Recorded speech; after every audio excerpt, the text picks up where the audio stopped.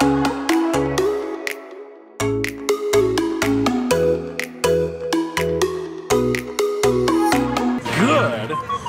afternoon. It's a little bit late, but I have a few choice words for Apple's second version of their Apple Pencil.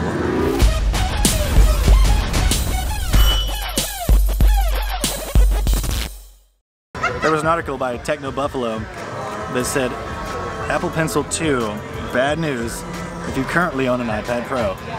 One thing that I wanted to talk about, actually one thing that really brings to mind is the fact that this $100 accessory, the first one actually, nah, it's okay, it's okay. No judging, like Cody's what is the word? He's an unbiased party. He doesn't care. It's not a this side or the other side. I'm just giving you no, that's totally get it. You're a neutral party. Somebody who's just like, it does what I need it to do and I don't care. When the first pencil came out, they, like everything else they do, they gave it all this fanfare like it was something super freaking special, maybe for them, but I don't think that I ever did a video about the first one. But it was an accessory that, number one, cost $100 extra, and number two, did not attach in any way, shape, or form to the only device that it was designed for, or that it would function with, and that's like, what is it, at least 10 inches and up iPad Pro, which is what, at least $1,000. And my favorite part, the first version required you to take the end off of the cap and attach it to the iPad Pro with a lightning port. I want to know statistically how many times a pencil like that is broken. Because number one, you have this big slab, and number two, you have this like long, about this long thing that you just stick into the bottom of it. Yeah. Just a little, oh, there goes your $100 extra accessory that you have nowhere else to put. God. The article goes on to say, you know if Wacom Art tablets hook up to PC or not? They do. They do? I actually have one myself. It's one of those little 7-inchers, but I figured I could get it because I could use it with my work, but I want to talk about Wacom sometime. Wacom? Okay, yeah, cool. With you. Guacamole? Yeah. Just make some guacamole with that. That's funny. The article goes on to say, if you want to use Apple's powerful new Apple Pencil, you have to pick up the latest iPad Pro models. So, this accessory that they recently announced, that is $30 more than the original one, it only works if you take that $1,000 or so that you spent on the first iPad Pros that will work with the Apple Pencil and just toss it out the window and spend another $1,100, roughly, give or take a couple hundred depending on which one you get, on the device that works with this second pencil. So this is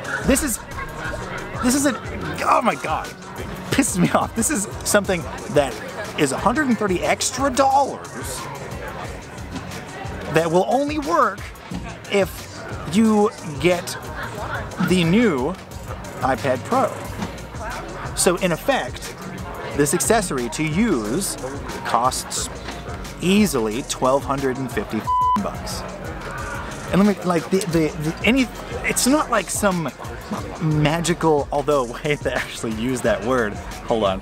It's in such a cringy, what's the words?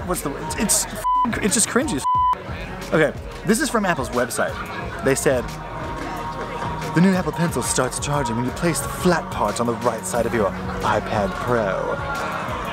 It also pairs automatically with your device, and you can charge your iPad Pro and Apple Pencil at the same time. Magic, right? It's actually magnets, but we'll take it. It's a very face-palm moment. Just things, ugh, God! It's another example of them stretching mundane, regular, everyday things to make them sound more impressive. But I've talked about that at length in other videos. Seemingly the only new thing that this is bringing is wireless charging and the ability to double tap the flat part and change tools. All this in contrast, or in comparison, to a tool that fits inside these, that is included for free, that has a multi-function button that gives you a lot more than just changing tools. Although, to be fair, I don't think you can double tap the button or double press the button and change a tool. Now, you might be able to with the Note 9, but I have not tested that personally, so I will withhold comment on that. But the Note 9s, now that I mention it, do wirelessly charge, automatically pair, come included for free, have a finer point as far as like the tip, the same diameter as a ballpoint pen, actually, and have a way to insert inside whatever device that you're using it with, instead of just snapping to the outside where it still could get knocked off or charging could get interrupted. Also, you don't have to charge it on the Note 9 in order for you to use the pen functions. The only reason you have to charge it is to use the Bluetooth functions, which I'm almost positive are not even included on the $130 accessory that Apple has announced in the past couple months. It makes no sense. Pressure sensitivity, got it. Tilt sensitivity, got it. Hearing this thing get pitched in such a glorifying way when there are better solutions that are cheaper, less cumbersome, and can disappear and be out of sight, out of mind if you don't want to use it, versus something that you have to make sure that you keep attached magically with magnets to the side of your $1,100 to $1,200 device, which is all it will work on. I don't know, everything just, like, the whole thing just keeps adding up to something, and my mind just screams not worth it.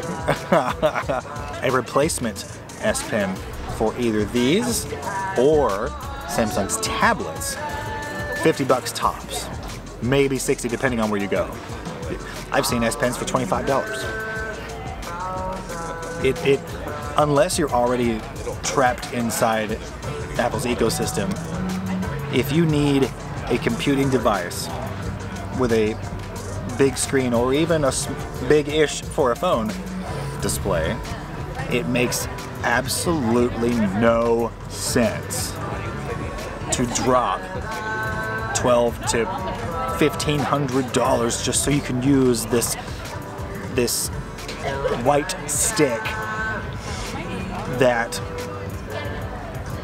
is only incrementally improved from the last version and alienates anybody that doesn't get the new version. It's just, it's greed, it's exercising the reputation that they are still riding the wave of. It's disgusting. God.